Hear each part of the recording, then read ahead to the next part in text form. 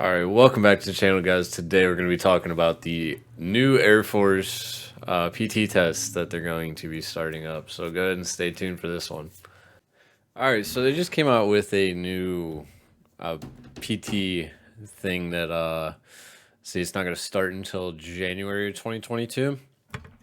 So instead of doing the normal mile-and-a-half run, push-ups, and sit-ups, there's going to be a few different things. So for the cardio side, you'll be able to do a mile-and-a-half run. You will be able to do a shuttle run, or you'll be able to do a timed walk. And honestly, with the walk, after doing some time as a PTL, I can honestly tell you that you really don't want to do a timed walk. I know it might sound easy, but just the standards of how you have to do the walk and the time limit you have to complete it in is actually kind of difficult, honestly. I've never done one personally, but I've watched other people do it, and like it just doesn't look like fun at all because there's so many rules to make sure that you're actually walking and not jogging or moving too fast. So it's kind of iffy. Next thing they're going to do, instead of sit-ups, you can do planks for an alternative thing instead of sit-ups. And then for the push-ups, you can do a raised hand push-up. Now, honestly, I'm going to read this out here to you guys. I don't really know what this is or how they even plan on doing it.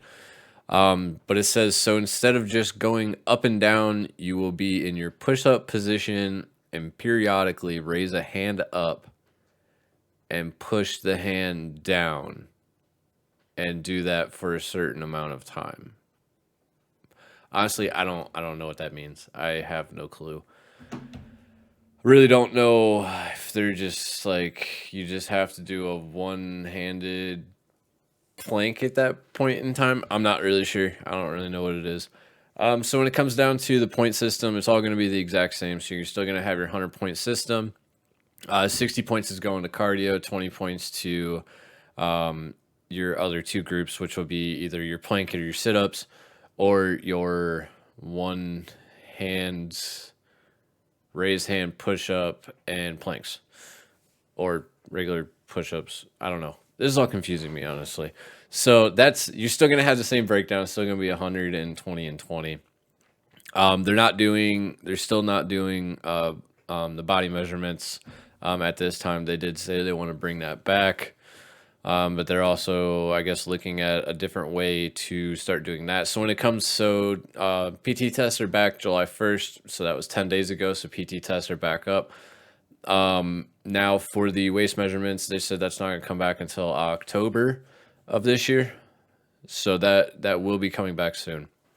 They also had talk about possibly offering for other cardio doing a swim or a bicycle or a row.